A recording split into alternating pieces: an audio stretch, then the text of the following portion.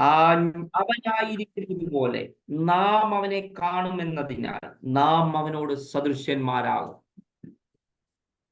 पहला यूहन्ना 3:2 जिसमें लिखा है प्रियो, अब हम परमेश्वर की संतान हैं और अभी तक ये प्रकट नहीं हुआ कि हम क्या कुछ होंगे। इतना जानते हैं कि जब वह प्रकट होगा तो हम उसके समान होंगे, क्योंकि उसको वैसा ही देखेंगे जैसे वह है। അവൻ വെളിവാകുമ്പോൾ അവനെ പോലെ അവനോടൊപ്പം അല്ലെങ്കിൽ അവനെ പോലെ സദൃശ്യം നാം അവനോട് സദൃശ്യന്മാരാകും. जब वो प्रकट होगा तो हम उसी के समान उन्हीं के साथ हम भी रहेंगे. അതാണ് നമ്മുടെ പ്രത്യാശ എന്ന് പറയുന്നത്. അതിനുവേണ്ടിയാണ് നമ്മുടെ ഈ ഓട്ടം എന്ന് പറയുന്നത്. इसी के लिए हमारी ये आशा है और हम उसी के लिए प्रयत्न कर रहे हैं. അവിടെ നിന്നുകൊണ്ട് ഞാൻ ഒന്ന് രണ്ട് കാര്യങ്ങൾ നിങ്ങളുടെ ശ്രദ്ധയിൽ ഞാൻ കൊണ്ടുപോയി. उस वचन में ही रहते हुए मैं कुछ बातों को आपके बारे में आपके बीच में रखना चाहता हूँ. ഞാൻ ഓർപ്പിച്ചു, ഒന്ന് അതിന്റെ 2-ാം അധ്യായം 28 മുതൽ 3-ാം അധ്യായം അതിന്റെ 10 അതിന്റെ 3-ാം അധ്യായം മുഴുവൻ അതിനോടുള്ള ബന്ധത്തിലാണ് പറഞ്ഞിരിക്കുന്നത്. मैंने आपको याद करवाया था कि पहला यूहन्ना 2 का 28 से लेके 3रा चैप्टर पूरा उसी विषय के बारे में बताया गया है करके. അവനോടൊപ്പം സദൃശ്യന്മാരാകണമെങ്കിൽ എന്തൊക്കെ ചെയ്യണം എന്നാണ് ഞാൻ ഓർപ്പിക്കുവാനിടയായി തീർന്നത്. मैंने पिछले क्लास में बताया था कि प्रभु के समान अगर हमें भी प्रकट होना है, उन्हीं के समान हमें प्रभु के उस आगमन में हमें भी रहना है, तो हमें क्या क्या करना है करके. രണ്ട് കാര്യങ്ങൾ ഞാൻ നിങ്ങളെ ഓർപ്പിച്ചു. 2 बातों को मैंने आपके सामने रखा था. ഒന്ന്, അവനിൽ വസിക്കണം. एक, उसमें वास करना है. 2-ന്റെ 28-ാം വാക്യത്തിൽ അത് എഴുതിയിട്ടുണ്ട്. दूसरे अध्याय के 28 में लिखा हुआ है. എന്തിനാണ് വസിക്കേണ്ടത്? क्यों हमें उनके साथ वास करना है? അവൻ വെളിപ്പെടുമ്പോൾ 2:28-ാം വാക്യം ഇങ്ങനെ, അവൻ വെളിവാകുമ്പോൾ നമുക്ക് ധൈര്യം ഉണ്ടാകേണ്ടതിനും അവനാൽ ലജ്ജിക്കാതിരിക്കേണ്ടതിനും അവനിൽ വസിക്കണം. क्यों हमें प्रभु के साथ वास करना है? वो दूसरे अध्याय के 28वें आयत में लिखा हुआ है, जब वह प्रकट हो तो हमें हियाव हो और हम उसके आने पर उसके सामने लज्जित ना हो. വേറൊരു കാര്യം ഞാൻ നിങ്ങളെ പാപം ചെയ്യരുത്, സ്നേഹത്തിൽ ആയിരിക്കണമെന്ന കാര്യം ഓർപ്പിച്ചു. അതിന്റെ കുറച്ച് കാര്യങ്ങൾ ഞാൻ പറയുവാനിടയായിട്ട്. और उसी के साथ मैंने बताया था कि हमें पाप नहीं करना है, हमें प्रेम में बने रहना है. इसके बारे में भी आपके बीच में मैंने रखा था, पढ़ाया था. ഓക്കെ, ഇന്നും അവിടെ നിന്നുകൊണ്ട് ഒന്ന് രണ്ട് കാര്യങ്ങളിലൂടെ ഞാൻ ഓർപ്പിക്കാൻ താല്പര്യപ്പെടുന്നു. आज भी हम उसी विषयों से कुछ बातों को देखेंगे. ഓക്കെ, 2-ാം വാക്യം ഒന്നുകൂടെ നമ്മൾ 3-ാം അധ്യായം 2-ാം വാക്യത്തിന്റെ 2-ാം വാക്യത്തിലേക്ക് നമ്മുടെ ശ്രദ്ധയെ ഒന്നുകൂടെ ഒന്ന് കൊണ്ടുപോകാം. आज भी हम वो 3रे अध्याय के जो दूसरा आयत है उसमें हमारे ध्यान को ले जाएंगे. അതിന്റെ തുടക്കം ഇങ്ങനെയാണ്, പ്രിയരെ നാം ഇപ്പോൾ ദൈവ മക്കളാകുന്നു. उसकी शुरुआत में ऐसे लिखा है कि है प्रियो, अब हम परमेश्वर की संतान हैं. ഇല്ലേ, നമുക്ക് ലഭിച്ചിരിക്കുന്ന പേര് എന്ന് പറയുന്നത് ദൈവത്തിന്റെ മക്കൾ, ദൈവത്തിന്റെ മകൻ, ദൈവത്തിന്റെ മകൾ എന്ന പേരാണ്.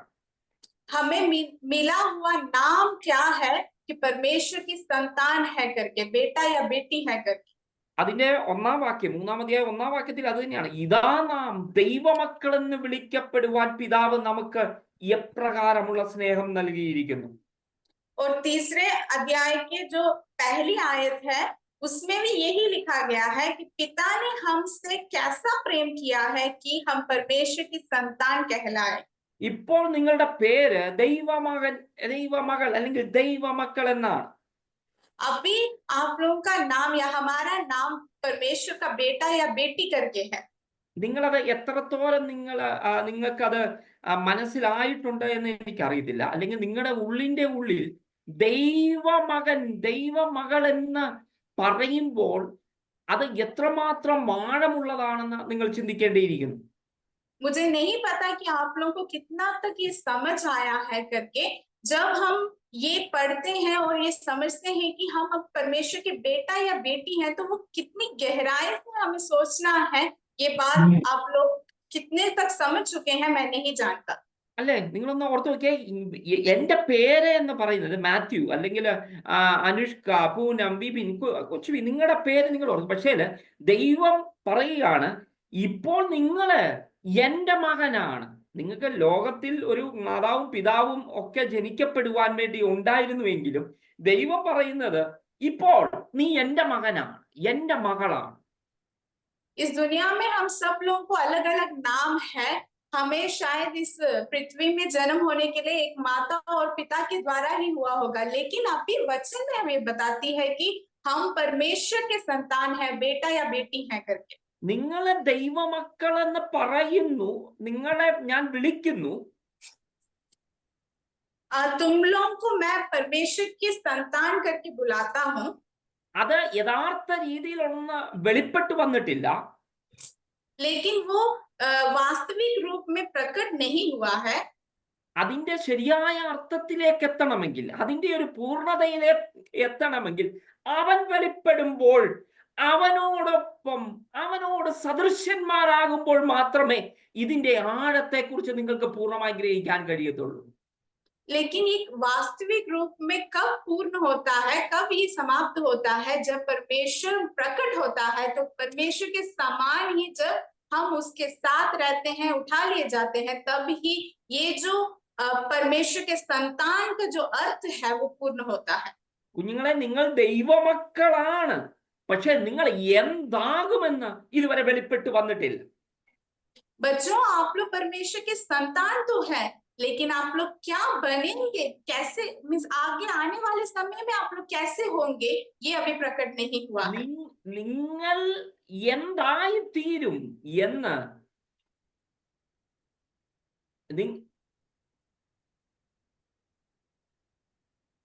പ്രാർത്ഥനയോടെ ആയിരിക്കുകയാണ്. വളരെ ആഴത്തിലുള്ള അല്ലെങ്കിൽ ഗ്രഹിക്കേണ്ടതായ വിഷയം. അപ്പൊ ഇങ്ങനെയുള്ള ചില പ്രശ്നങ്ങളൊക്കെ സ്വാഭാവികം.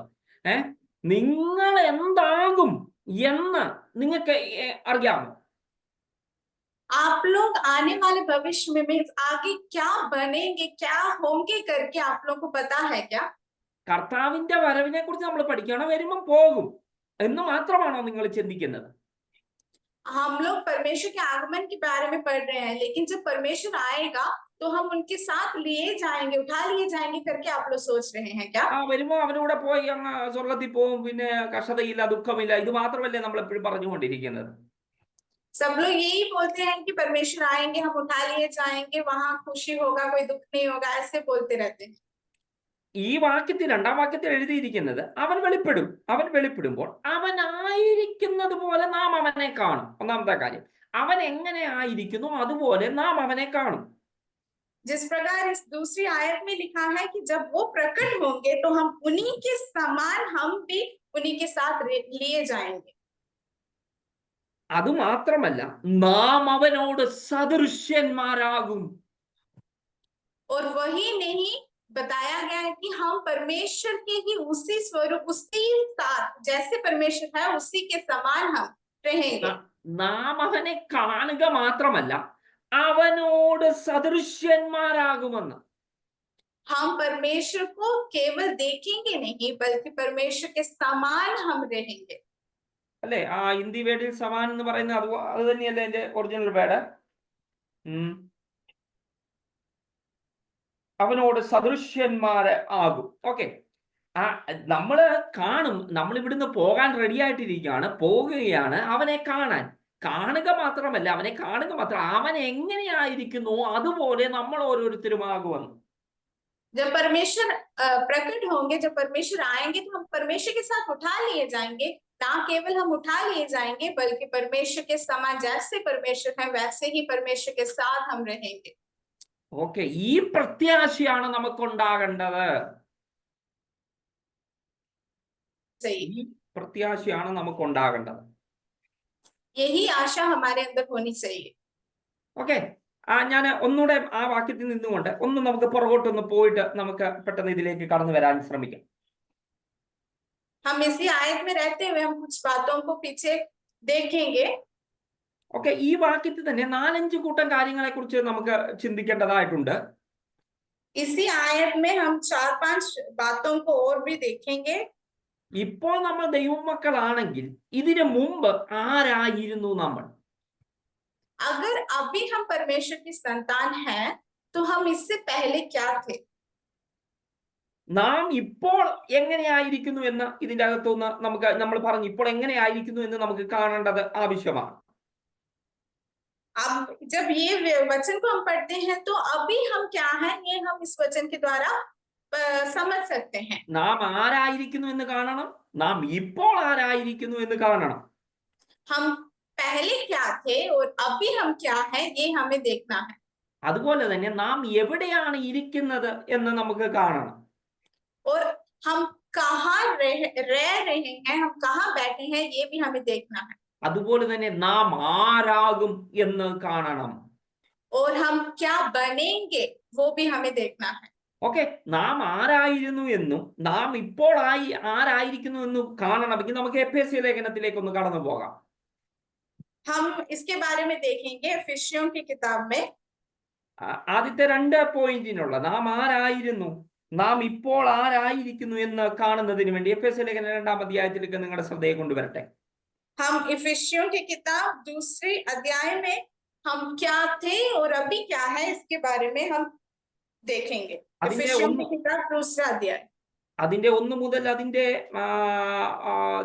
4 വരെ അല്ലെങ്കിൽ 7 വരെയുള്ള ഭാഗങ്ങളിൽ അത് വ്യക്തമായിട്ട് എഴുതിയിട്ടുണ്ട്. वो 2 अध्याय के पहले से लेके 7वीं आयत तक उसके बारे में स्पष्ट लिखा गया है. അവിടെ എഴുതിക്കാൻ അനന്തരം അല്ലെങ്കിൽ ഒരു കാര്യം പറഞ്ഞിട്ട് നിങ്ങൾ നിങ്ങളുടെ അതിക്രമങ്ങളിലും പാപങ്ങളിലും മരിച്ചവരായിരുന്നു. उसमें पहले आयत में लिखा गया है कि आप अपने अपराधों और पापों के कारण हम मरे हुए थे. അവയിൽ നിങ്ങൾ ഈ ലോകത്തിന്റെ യുഗത്തിനൊത്തവണ്ണം ആകാശത്തിലെ അധികാരത്തിന് അനുസരണക്കേടിന്റെ പുത്രന്മാരിൽ ഇപ്പോൾ വ്യാപരിക്കുന്ന ആത്മാവിന് അധിപതി എന്ന വണ്ണം ഒരിക്കൽ നടന്നിരുന്നു. और 2 आयत में लिखा है तुम पहले इस संसार की रीति पर और आकाश के अधिकार के हाकिम अर्थात उस आत्मा के अनुसार चलते थे जो अब भी आज्ञा ना मानने वालों के कार्य करता है.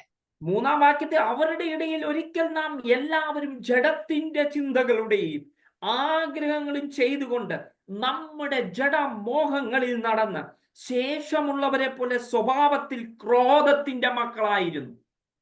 और 3 आयत में लिखा है इनमें हम भी सब के सब पहले अपने शरीर की लालसाओं में दिन बिताते थे और शरीर और मन की इच्छाएं पूरी करते थे और अन्य लोगों के समान स्वभाव ही से क्रोध की संतान थे. നാം ആരായിരുന്നു? നമ്മൾ ക്രോധത്തിന്റെ മക്കളായിരുന്നു. हम पहले क्या कौन थे? क्रोध के संतान थे. ദൈവത്തോട് അടുക്കുവാൻ കഴിയാത്ത രീതിയിൽ പാപത്തിന്റെ ചെളിക്കുണ്ടിൽ കിടന്നവരായിരുന്നു. हम ऐसे संतान थे जो परमेश्वर के समीप नहीं आ पाते थे, उस पाप की गड्ढे में पड़े हुए थे. പിശാചിന്റെ നിയന്ത്രണത്തിൽ പിശാചിന്റെ കൺട്രോളിൽ നടന്നവരായിരുന്നു. शैतान की उस हाथ में, शैतान के उस जाल में हम फंसे हुए थे. 2-ാം വാക്യത്തിൽ അനുസരണക്കേടിന്റെ പുത്രന്മാരിൽ ഇപ്പോൾ വ്യാപരിക്കുന്ന ആത്മാവിന് അധിപതി എന്ന ഒത്തവണ്ണം ഒരിക്കൽ നടന്നിരുന്നു എന്നാണ് എഴുതിയിരിക്കുന്നത്. और जिस प्रकार 2 आयत में लिखा है कि हम अब जो अब भी आज्ञा ना मानने वालों के कार्य करता है उनके अधीन हम थे. പിന്നെ 1-ാം വാക്യത്തിൽ പറഞ്ഞ അതിക്രമങ്ങളിലും പാപങ്ങളിലും നിങ്ങൾ മരിച്ചവരായിരുന്നു. और पहले आयत में लिखा है कि अपराधों में और पापों में मरे हुए थे. കുഞ്ഞുങ്ങളെ, നിങ്ങൾക്ക് ദൈവമക്കൾ എന്ന് പേര് വിളിക്കുക. യോന പറയാണ് കാണി നിങ്ങൾ ദൈവമക്കളാണ്, ഇപ്പോൾ നിങ്ങൾ ദൈവമക്കളാണ്. പക്ഷെ ഇതിനു മുമ്പേ ഒരു കാലമുണ്ടായിരുന്നു, അതിക്രമങ്ങളിലും പാപങ്ങളിലും മരിച്ച കാലം, ഈ ക്രോധത്തിന്റെ മക്കളായിരുന്ന കാലം, അനുസരണക്കേടിന്റെ ആത്മാവിനെ അനുസരിച്ച് നടക്കുന്ന ഒരു കാലം നിങ്ങൾക്കുണ്ടായിരുന്നു. अभी तो हम लोग शायद हम लोग अभी परमेश्वर के संतान कहलाते हैं, परमेश्वर के संतान हैं, लेकिन एक ऐसा समय था जब हम पाप में, अपराध में पड़े हुए थे, मरे हुए थे, शैतान के उस जाल में गिरे पड़े हुए थे, जो आज्ञा नहीं मानते हैं उस आत्मा के अनुसार, उस शैतान की उस अधीन पे हम फंसे पड़े हुए थे. കുഞ്ഞുങ്ങളെ, ദൈവമക്കൾ എന്ന പേര് നിങ്ങൾക്ക് ലഭിച്ചത് ചെറിയ കാര്യമല്ല. बच्चों, परमेश्वर की संतान करके वो एक टाइटल या नाम मिला, वो छोटी बात नहीं है. അതിന്റെ ആഴം നിങ്ങൾ അതിനു വേണ്ടിയാണ് ഞാൻ ഇത് പറയേണ്ടത്. ഇത് പറയേണ്ട കാര്യങ്ങൾ ദൈവാത്മാവ് കേൾപ്പിക്കുന്നുകൊണ്ട് പറയുന്നതാണ്. ഈ ഒരു പേര് വെറുതെ ലഭിക്കുന്നതല്ല. അവന്റെ കരുണ കൊണ്ടോ അവന്റെ ദയ കൊണ്ടോ അവന്റെ സ്നേഹം കൊണ്ടോ മാത്രം ലഭിക്കുന്ന പേരാണ് ദൈവമക്കൾ എന്ന് പറയുന്ന പേര്. मैं इस विषय को बहुत बार बार इसलिए बता रहा हूँ क्योंकि पवित्र आत्मा मुझे प्रेरणा कर रही है।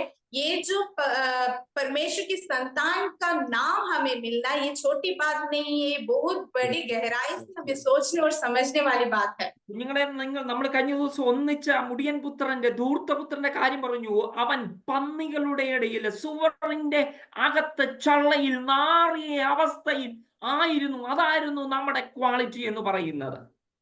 हमने इससे पहले हमने पढ़ा था उस जो अपने सारे संपत्ति को बेच देता के बारे में हमने सीखा था. അതിന്റെ അകത്ത് അവൻ പന്നികളുടെ ഇടയിൽ ഇരുന്ന അവസ്ഥയായിരുന്നു നമ്മുടേത്, പഴയ അവസ്ഥ എന്ന് പറയുന്നത്. उसमें वो जो अपने वो सुअरों के बीच में अपने समय को बिताता था, अपने जीवन को बिताता था, ऐसी एक अवस्था हमारा भी था. അപ്പനിൽ നിന്നും മാറി ക്രോധത്തിന്റെ മക്കളായി, അനുസരണക്കേടിന്റെ മക്കളായി, അതിക്രമത്തിലും പാപത്തിലും മരിച്ചിരുന്ന അവസ്ഥ. जो अपने पिता से दूर होकर, अलग होकर अपराधों में, पापों में गिरे पड़े हुए अवस्था.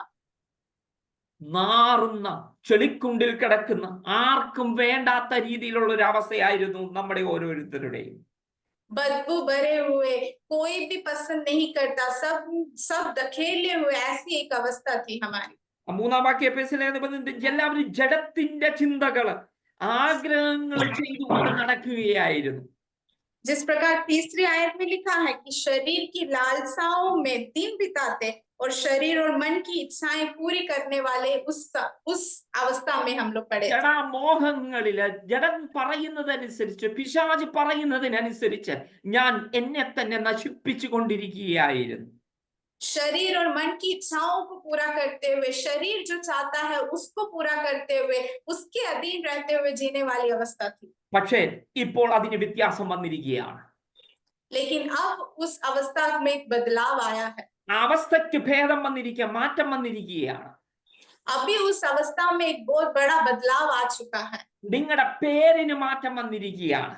आप लोगों के नाम में एक बदलाव आ गया है. ഒരിക്കൽ ക്രോധത്തിന്റെ മക്കളായിരുന്നെങ്കിൽ ഇപ്പോൾ ദൈവം വിളിക്കുന്നു, നീ എന്റെ മകനാണ്.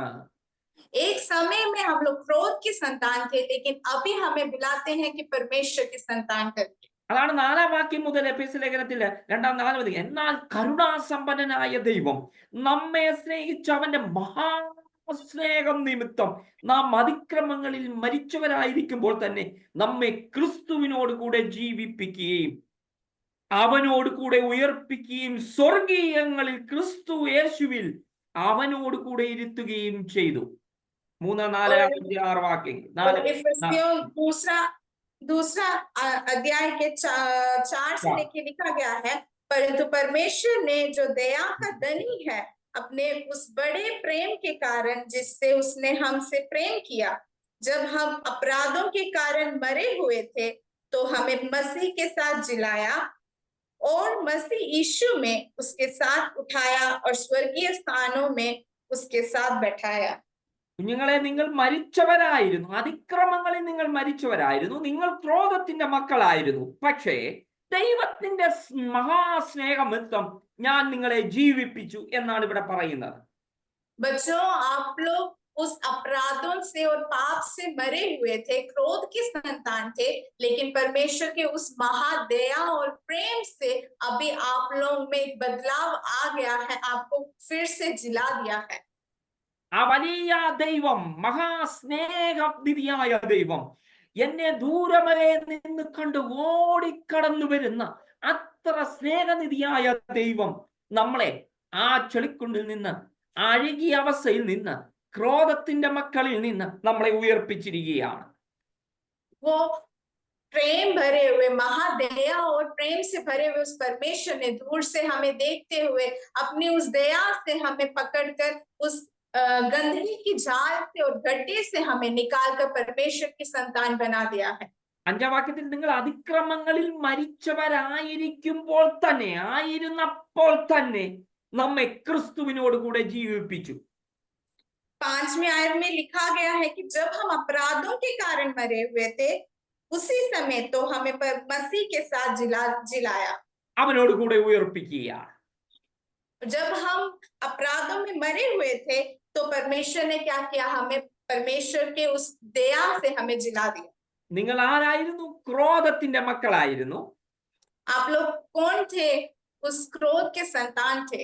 അവന്റെ സ്നേഹം നിമിത്തം, അവന്റെ ദയ നിമിത്തം, അവന്റെ കരുണ നിമിത്തം ഇപ്പോൾ എന്നെ അതിക്രമങ്ങളിൽ നിന്ന് രക്ഷിച്ച് എന്നെ ഉയർപ്പിച്ച് നിങ്ങളുടെ പേര് മാറ്റി ദൈവമക്കൾ എന്ന പേരിലേക്ക് യോഗ്യരാക്കി തീർന്നു. परमेश्वर की दया से, परमेश्वर के प्रेम से जो क्रोध के संतान करके जो नाम हमारे ऊपर था उसे हटा के हमारे अपराधों को, हमारे पापों से हमें मुक्ति देके परमेश्वर के संतान करके नाम हमें दे दिया गया। നാം എവിടെയാണ് ഇപ്പൊ ആയിരിക്കുന്നത്? हम अभी कहाँ हैं? किस स्थान पे हैं? ഞാൻ 4 പോയിന്റുകൾ ഞാൻ പറഞ്ഞില്ലേ. ഒന്ന്, നിങ്ങൾ എവിടെ ആയിരുന്നു? ആരായിരുന്നു? നിങ്ങൾ ക്രോധത്തിന്റെ മക്കളായിരുന്നു. ഇപ്പോൾ ആരാണ്? ദൈവത്തിന്റെ മക്കളാണ്. നാം എവിടെയാണ് ഇപ്പൊ ഇരിക്കുന്നതെന്ന് അറിയാമോ? मैंने 4 पॉइंट्स को आपके बीच में रखा था पहले कि हम कहाँ थे करके। हम क्रोध के संतान थे, लेकिन अभी हम क्या है? परमेश्वर के संतान हैं। നിങ്ങൾ ഇപ്പോൾ എവിടെയായിരിക്കുന്നതെന്ന് അറിയാമോ?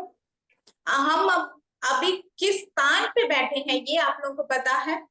അതിന്റെ 5-6 വാക്യങ്ങളില് 5ന്റെ 6-ാം വാക്യത്തിൽ ഇങ്ങനെയാണ്: അവനോട് കൂടെ ജീവിപ്പിക്കുകയും അവനോട് കൂടെ ഉയർപ്പിക്കുകയും സ്വർഗീയങ്ങളിൽ ക്രിസ്തു യേശുവിൽ അവനോട് കൂടെ ഇരുത്തുകയും ചെയ്തു. ക്രിസ്തു യേശുവിൽ അവനോട് കൂടെ ഇരുത്തുകയും ചെയ്തു. उसके 5 और 6वीं आयत में लिखा है कि मसीह के साथ जिलाया, मसीह यीशु के साथ उठाया और स्वर्गीय स्थान में उसके साथ बैठाया। ചില്ലറ കാര്യമല്ല ഇത്. നിങ്ങൾ ഇപ്പോൾ ഞാൻ സമയത്തിന്റെ കുറവ് കൊണ്ട് ഒത്തിരി പറയാൻ പറ്റില്ല. നിങ്ങൾ ഇത് പല ആവർത്തികൾ വായിക്കണം. ദൈവം പല കാര്യങ്ങളും ഇതിനകത്തു നിങ്ങൾക്ക് വെളിപ്പെടുത്തി തരും. നമ്മുടെ സ്ഥാനം, നമ്മുടെ പേര്, നമുക്കുള്ള ക്വാളിറ്റികളൊക്കെ എന്താണെന്ന് ശരിക്കും നിങ്ങൾ അറിഞ്ഞേ മതിയാകും. इस आयत को समय के कम होने की वजह से मैं ज्यादा नहीं बताना चाहता। आप लोग फिर से इस वचन को, आयत को पढ़ते रहिए। प्रभु बहुत सी बातों को आपके बीच में समझा के देगा। इसमें से हम सीख सकते हैं कि हम पहले कौन थे, अभी जो नाम हमें मिला है और हम किस स्थान में बैठे गए हैं, ये हम सीख सकते हैं। ये कोई एक साधारण या छोटी बात नहीं है। അതിന്റെ 7-ാം വാക്യം എഫേസ്യ ലേഖനകാരനായ പൗലോസ് പറയുന്നത് 7-ാം വാക്യത്തിൽ. അതോടെ പറഞ്ഞിട്ട് നമുക്ക് യോഹന്നാനിലേക്ക് തിരിച്ചു വരാം. വരുവാനുള്ള യുഗങ്ങളിൽ ക്രിസ്തു യേശുവിൽ നമ്മോടുള്ള ദയയാൽ അവന്റെ കൃപയുടെ ധനം, അളവറ്റ ധനം പ്രദർശിപ്പിക്കേണ്ടതിന് നിങ്ങളെ ഇപ്പോൾ ക്രിസ്തുവിൽ ഇരുത്തിയിരിക്കുകയാണ്. और उसके 7वीं आयत में लिखा गया है कि वह अपनी उस कृपा से जो मसीह यीशु में हम पर है, आने वाले समयों में अपने अनुग्रह का असीम धन दिखाए। അവന്റെ കൃപയുടെ അളവറ്റ ധനം പ്രദർശിപ്പിക്കേണ്ടതിനാണ് നിങ്ങളെ ഉയർപ്പിച്ചിരിക്കുന്നത്. हमें परमेश्वर ने क्यों जिलाया है? ताकि वो अपने अनुग्रह का वो जो बहुत गहराई और असीम धन है उसे दिखाए हमारे। അത് തന്നെയാണ് യോഹന്നാൻ എഴുതി ഇപ്പോൾ പറയുന്നത്, അവനോട് കൂടെ സദൃശ്യന്മാരായി തീരുമെന്ന്. इसलिए यूहन्ना जो हमने पहले सीखा था, पहला यूहन्ना 3 में यूहन्ना लिखता है कि हम परमेश्वर के समान बनेकर। കുഞ്ഞുങ്ങളെ, നിങ്ങൾ ഇപ്പോൾ ആരാ? ദൈവത്തിന്റെ മക്കളാ. बच्चों, आप लोग अभी कौन हो? परमेश्वर के संतान हो। നാം എന്താകുമെന്ന് നമ്മുടെ മാനുഷിക ബുദ്ധിക്ക് നിങ്ങൾക്ക് അറിയുവാൻ കഴിയത്തില്ല. हम लोग क्या बनेंगे करके हमारे उस मानसिक बुद्धि से हम नहीं समझ सकते। പൗലോസും യോഹന്നാനും ഒക്കെ എഴുതിയിരിക്കുന്നത് അത് നിങ്ങൾക്ക് വെളിപ്പെടുവാൻ പോകുന്നതേ ഉള്ളൂ. जिस प्रकार पौलुस और यूहन्ना ने लिखा है कि वो अब हम समझने वाले ही हैं, आने वाले समय में समझेंगे।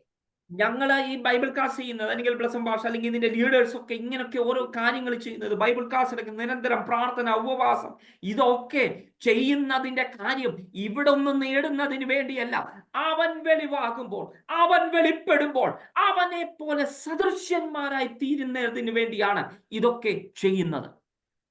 ये हमारे इस ग्रुप में रोज एक बाइबल क्लास और मीटिंग्स क्यों रखते हैं?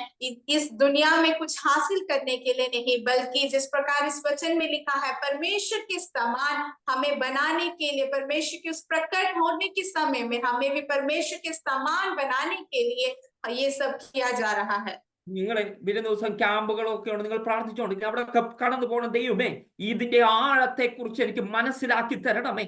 നീ എന്നെ വിളിച്ചു വേർതിരിച്ചതിന്റെ, നീ എന്നെ ഉയർപ്പിച്ചതിന്റെ ഒക്കെ ശരിയായുള്ള ആഴങ്ങളെ മനസ്സിലാക്കണമേ. അവന്റെ സാന്നിധ്യം മനസ്സിലാക്കണമേ എന്നുള്ള പ്രാർത്ഥനയോടെ ആയിരിക്കുക. അതാണ് നമുക്കാകേണ്ടത്. ഇവിടെ ഒന്നും നേടാനില്ല. നിത്യതയിൽ അവനോടൊപ്പം അവനെ പോലെ ആയിത്തീരണം. അത് മാത്രമായിരിക്കണം നിങ്ങളെ ഭരിക്കേണ്ടത്. आने वाले समय में जो कैंप भी हमारे बीच में आ रहा है, आप सब लोग प्रार्थना करें कि परमेश्वर ने हमें क्यों जिलाया है, ये परमेश्वर की संतान का नाम हमें क्यों दिया है, हम में क्यों वो बदलाव लाया है, उसका उद्देश्य, उसकी गहराई को प्रभु हमें समझा के दे। इसलिए प्रार्थना करें, क्योंकि हमें दुनिया में कुछ भी लेने को नहीं है, हमें दुनिया से कुछ भी हासिल करने के लिए नहीं है, बल्कि परमेश्वर के उस महिमा में, परमेश्वर के समान प्रकट होने के लिए, उसके साथ लिए जाने के लिए हम प्रार्थना करते रहे। ഞാൻ എപ്പോഴും ഒന്നിനോടൊപ്പം പലപ്പോഴും ഒന്ന് തന്നെ പറയുന്നതിന്റെ കാര്യം ഇതാണ്. ഒരിക്കൽ ഞാൻ ഒരു ചെറിയൊരു കഥ, ഒരു ഉദാഹരണം ഞാൻ നിങ്ങളുടെ മുമ്പിൽ വെക്കാം. मैं ये बार बार इसी बात को इसलिए बता रहा हूँ, मैं एक छोटे से एक कहानी को भी आपके सामने बताना चाहता हूँ। കഹാനിയല്ല, ഒരു റിയൽ സംഭവമാണ്. ഞാൻ പറഞ്ഞിട്ടുണ്ടെന്ന് വിചാരിക്കുന്നു. അമേരിക്കൻ പ്രസിഡന്റ്, അദ്ദേഹത്തിന്റെ പദവികളെ കുറിച്ച് നിങ്ങൾക്ക് വ്യക്തമായിട്ട് അറിയാം. അദ്ദേഹം ഒരു അമേരിക്കൻ ലോകത്തെ നിയന്ത്രിക്കുന്ന, ലോക പോലീസ് എന്നൊക്കെ വിളിക്കുന്ന അമേരിക്കൻ പ്രസിഡന്റ് എന്ന് പറയുന്ന വളരെ വലിയൊരു പദവിയാണ്. ये एक सच्ची हुई एक कहानी है।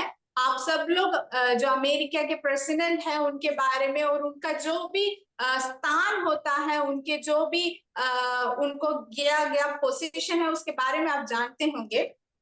ഒരിക്കൽ ബില്ലി ഗ്രഹാം, നിങ്ങൾ കേട്ടിട്ടുണ്ടായിരിക്കും, ലോകം കണ്ടതിൽ ഏറ്റവും വലിയ ഇവാഞ്ചലിസ്റ്റ്, ഏറ്റവും വലിയ സുവിശേഷം, ലക്ഷക്കണക്കിന് ആൾക്കാരെ യേശുവിലേക്ക് നയിച്ച, രക്ഷയിലേക്ക് നയിച്ച വ്യക്തിയാണ് ബില്ലി ഗ്രഹാം എന്ന് പറയുന്ന आप लोग सब बिली ग्राम के बारे में सुने होंगे, जिन्होंने लाखों से करीब ज्यादा लोगों को परमेश्वर के लिए जीता, परमेश्वर की ओर लेके आए। उस प्रभु के दास के बारे में आपने सुना होगा। അദ്ദേഹത്തോട് ഒരിക്കൽ അവിടുത്തെ സെനറ്റ് അംഗങ്ങൾ, അവിടുത്തെ മെയിൻ ലീഡേഴ്സ്, പാർട്ടികളുടെ ഒക്കെ ഉന്നതർ വന്ന് നീ പ്രസിഡന്റ് ആയിട്ട് ഒന്ന് നിൽക്കുക, നിനക്ക് എതിരായിട്ട് പോലും ആരും നിൽക്കാൻ കാണത്തില്ല, നീ അങ്ങനെ തന്നെ തെരഞ്ഞെടുക്കപ്പെടും, നിൽക്കാമോ എന്ന് അദ്ദേഹത്തോട് ചോദിക്കുവാനിടയായിക്കോ. तो एक बार अमेरिका के जो अधिकारी लोग थे, जो गवर्नमेंट लोग थे, उन्होंने बिली ग्राम से बोला कि तुम एक बार ये इलेक्शन के लिए अपने नाम को देना, खड़े होना, क्योंकि जब तुम खड़े होंगे तो कोई भी किसी भी प्रकार का कोई रुकावट नहीं होगा, तुम ऐसे ही जीत जाओगे, इसलिए खड़े होना करके उससे पूछा। നീ നിന്ന് കഴിഞ്ഞാൽ ആരും ഒരു ഇലക്ഷൻ ആവശ്യമില്ല, നീ ഡയറക്റ്റ് തെരഞ്ഞെടുക്കാൻ പറ്റ ജനസമ്മതനായ വ്യക്തിയാണ്, അതുകൊണ്ട് നിൽക്കാമോ എന്ന് ചോദിച്ചു. क्योंकि उनके साथ बहुत सारे लोग थे, उन्होंने बहुत से लोगों को परमेश्वर के लिए जीता था, इसलिए वो जो गवर्नमेंट के लोगों ने उनसे, अधिकारी लोगों ने उनसे बात किया और पूछा। അദ്ദേഹം പറഞ്ഞ മറുപടി എന്താണെന്ന് അറിയാമോ? उन्होंने पता क्या बोला उत्तर? ഞാൻ ഇപ്പോൾ ഇരിക്കുന്ന ഒരു പദവിയിൽ നിന്ന്, ഇപ്പോൾ ഇരിക്കുന്ന പൊസിഷനിൽ നിന്ന് താഴേക്ക് ഇറങ്ങുവാൻ ഞാൻ സമ്മതനല്ല എന്നാണ് അദ്ദേഹം പറഞ്ഞത്. उन्होंने बोला कि मैं जिस स्थान में अभी बैठा हूँ उसमें से नीचे उतर के आने के लिए मैं नहीं चाहता। അദ്ദേഹം പറഞ്ഞു, മഹാരാജാവിന്റെ ശുശ്രൂഷക്കാരനാണ്, ഈ ലോകത്തെയും പ്രപഞ്ചത്തെ മുഴുവൻ നിയന്ത്രിക്കുന്ന ഒരു മഹാരാജാവിന്റെ ദാസനായി, വേലക്കാനായി നിൽക്കുന്നതിന് എത്രയോ താഴെയാണ് ഈ രാജ്യത്തിന്റെ പ്രസിഡന്റ് എന്ന ഒരു കാര്യം, വസ്തുത അദ്ദേഹം തുറന്നു പറയുവാൻ ഇടയായി തീർന്നു. उन्होंने बोला कि उस महाराजा जो सारे संसार को, सारी सृष्टि को रचना किया है, जो सबको रूल करता है, उस परमेश्वर की सेवा करना, उसकी सेवा करना, वो जो स्थान है उसमें से कितना नीचे है इस अमेरिका का प्रेसिडेंट बन के रहना करके उन्होंने खुलकर उस शब्द से प्रकट किया। കുഞ്ഞുങ്ങളെ, ആ ബോധ്യത്തിലേക്കാണ് ഞാൻ നിങ്ങളെ ഇവിടെ കൊണ്ടുപോകുന്നത്. मैं भी आप लोगों को उसी वो ज्ञान की ओर, उसी समझ की ओर अपने आप को ले जाना चाहता हूँ। നിങ്ങളുടെ പേര് ദൈവത്തിന്റെ മകനും ദൈവത്തിന്റെ മകളും എന്നാണ്. बच्चों, आप लोगों का नाम परमेश्वर की बेटा या बेटा करके है। എന്ന് വെച്ചാൽ ഈ ഭൂമിയിൽ ലഭിക്കുന്ന എല്ലാ ഉന്നത നിലവാരങ്ങളെക്കാളും ഒക്കെ എത്രയോ മുകളിലാണ് നിങ്ങളുടെ സ്ഥാനമെന്ന് ഇന്ന് രാത്രികാലം നിങ്ങൾ മനസ്സിലാക്കണം. जिसका मतलब है कि इस संसार में जितने भी बड़े अधिकारी लोग हो, जितना भी बड़ा स्थान हो, उस सब से बहुत ही ऊंचा स्थान है, पद है ये परमेश्वर का संतान, ये आप लोग जाने। ഈ ലോകത്തിന്റെ എല്ലാം അതിന് ഓളം ഒന്നും എത്തത്തില്ല. ഇവിടെ കഷ്ടതയും ദുഃഖവും ഒത്തിരി പ്രയാസങ്ങളൊക്കെയാണ് നിങ്ങൾ ചിന്തിക്കും. ഇതൊക്കെ ഒരിക്കൽ മാറും. അവൻ വെളിവാകുമ്പോൾ അവനെ പോലെ നമ്മൾ സദൃശ്യന്മാരാകാനുള്ളതാണ്. അതുകൊണ്ട് ഇതിലേക്ക് നിങ്ങളുടെ ശ്രദ്ധയെ ചെയ്യാതെ ഇതൊക്കെ എൻ്റെ ഓണറിന് എൻ്റെ ഉടയവന് നന്നായി അറിയാമെന്നുള്ള ചിന്തയോടെ നിങ്ങൾ അവനിൽ മാത്രം ഫോക്കസ് ചെയ്യുക. क्योंकि इस संसार के कोई भी बड़े बात या स्थान अधिकार से भी बहुत बड़ा एक स्थान है परमेश्वर का संतान या बेटा बेटी करके, ये बात हमें जानना है। शायद अभी हमें दुख दर्द वगैरह होगा, लेकिन जब परमेश्वर प्रकट होंगे तो ये सब दूर हो जाएगा। वो परमेश्वर के साथ हमें उस महिमा में बैठना है, उनके समान हमें भी ले जाना है। इस बात को आप याद रखें। നിങ്ങൾ അവനെ പോലെ ആകാനുള്ളവരാണ്, അവനോട് സദൃശ്യന്മാരാകാനുള്ളവരാണ്. അതിനുവേണ്ടി നിങ്ങൾ ഒരുങ്ങുക. आप लोग परमेश्वर के समान, परमेश्वर के प्रकट होने के समय उनके साथ लिए जाने के लिए तैयार बैठे हुए या उसके लिए तैयार हो रहे हैं, ये बात आप लोग याद रखें। ഞാൻ എൻ്റെ വാക്കുകൾ നിർത്തട്ടെ. സമയം എനിക്കറിയാം 10-15 മിനിറ്റ് കൂടെ ഉണ്ട്, പക്ഷേ എമർജൻസി ആയിട്ടൊരു കാര്യമുള്ളത് കൊണ്ട് ഞാൻ പെട്ടെന്ന് അത് നിർത്തുകയാണ്. ഇപ്പോൾ അത് കയറി വന്നത് ആയതുകൊണ്ട് ഞാൻ നിർത്തുന്നു. ദൈവം നിങ്ങളെ ധാരാളമായി അനുഗ്രഹിക്കട്ടെ. ഒരിക്കൽ അവൻ വെളിവാകും. അവൻ വെളിപ്പെടുമ്പോൾ നമ്മളും അവനെ പോലെ, അവനായിരിക്കുന്നത് പോലെ അവനോടൊപ്പം സദൃശ്യന്മാരായി തീരും. ഈ വചനങ്ങളാൽ ദൈവം നമ്മെ സഹായിക്കുമാറാകട്ടെ. मैं अपने शब्दों को यहाँ समाप्त करना चाहता हूँ, क्योंकि कुछ इमरजेंसी काम आ गया है, इसलिए थोड़ा समय बचा हुआ है, लेकिन फिर भी आज के लिए मैं यहाँ समाप्त करना चाहता हूँ। जिस प्रकार हमने देखा कि परमेश्वर के प्रकट होने के समय परमेश्वर के समान हमें भी रहना है, उसके लिए हम अपने आप को तैयार करते हुए आगे बढ़े। प्रभु आप सबको आशीषित करें।